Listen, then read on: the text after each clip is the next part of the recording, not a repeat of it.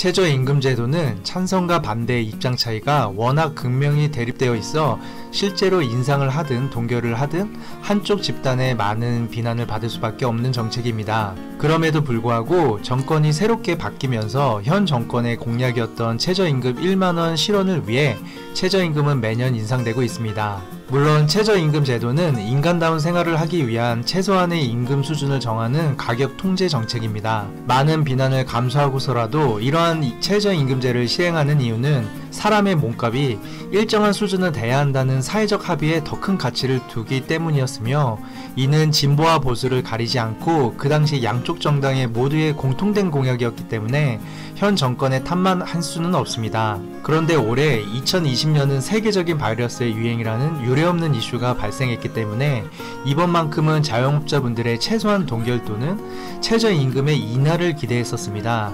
하지만 이번에도 여지없이 인상된 최저임금 정책은 많은 자영업자의 분노를 자아내게 됩니다. 그렇다면 2021년부터 적용되어 인상된 최저임금 8,720원은 과연 적정한 시급일까요? 그리고 인상된 시급제로 인해 상대적 취약계층에 놓여 있었던 분들이 과연 그 혜택을 온전히 누렸을까요? 오늘은 그에 대해 이야기해볼까 합니다. 구인 구직 사이트 잡코리아와 알바몬이 대학생 1,600명을 대상으로 조사한 결과 응답자의 90.3%가 올해 여름방학에 알바를 하고 싶다고 답했습니다. 대학생 10명 중 거의 대다수인 9명이 알바를 하고 싶다고 대답한 것입니다. 반면 알바천국은 지난 4월 알바 구인구직 수가 지난해 동기와 비교했을 때 무려 40%나 감소했다고 밝혔습니다. 또 다른 자료를 살펴보면 지난 2020년 5월 통계청의 경제활동 인구조사에 따르면 직원을 둔 자영업자 수는 1년 전보다 무려 20만 명이 감소해 138만 4천 명으로 집계되었습니다. 즉 무려 20만 명의 점주들이 알바생을 1명 이상 썼다가 이제는 1년 만에 알바생 1명도 채용하지 않고 있다는 말입니다. 그런데 이 통계는 더욱 자세히 들여다보면 더욱 심각한 문제점이 있다는 걸 알 수 있습니다. 현재 인건비조차 부담스러운 많은 매장들이 주유수당으로 인해 매장에서 시간별로 알바생을 쪼개서 채용하고 있다는 점입니다.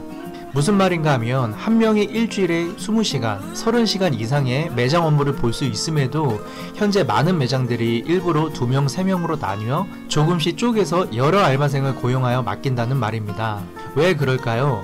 주유수당이란 일주일 15시간 이상 근무하는 근로자 및 아르바이트생에게 급여 외에 별도로 지급해야 하는 수당을 의미합니다.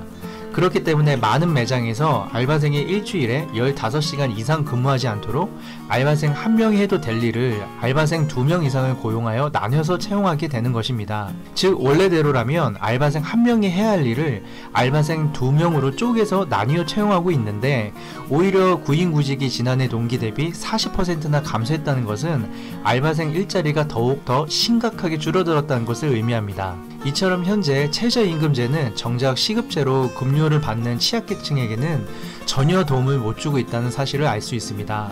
물론 다른 쪽의 일부 의견에선 올해의 청년 고용률이 42.7%로 2007년 이후 최고 수준으로 높다고 반박합니다. 하지만 이는 앞서 언급했듯이 고용률이 실제로 늘어났을 수는 있어도 매장 내에서 채용 형태가 정말 필요한 짧은 시간 동안만 고용하는 형태로 바뀌어 알바를 하는 근로자 입장에선 긍정적이지 못했다고 생각합니다. 작년 대비 올해는 전 세계적인 바이러스의 유행이라는 특수성이 있었기 때문에 매출에 타격을 입은 매장 및 점포들이 많았습니다.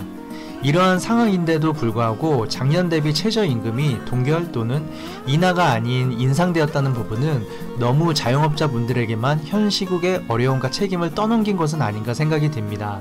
전국의 자영업자 수 약 600만 명, 그리고 그런 사업체에 고용된 노동자 수가 약 500만 명이라고 합니다.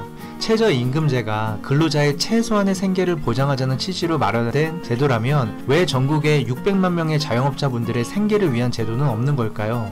결과적으로 자영업자들이 무너지면 고용되는 노동자들 또한 일자리 조건이 갈수록 나빠질 수밖에 없습니다. 현재 어려움을 겪고 있는 것은 매장을 운영하는 점주들과 최저임금제로 근로를 하고 있는 알바생 모두에 해당된다는 말입니다.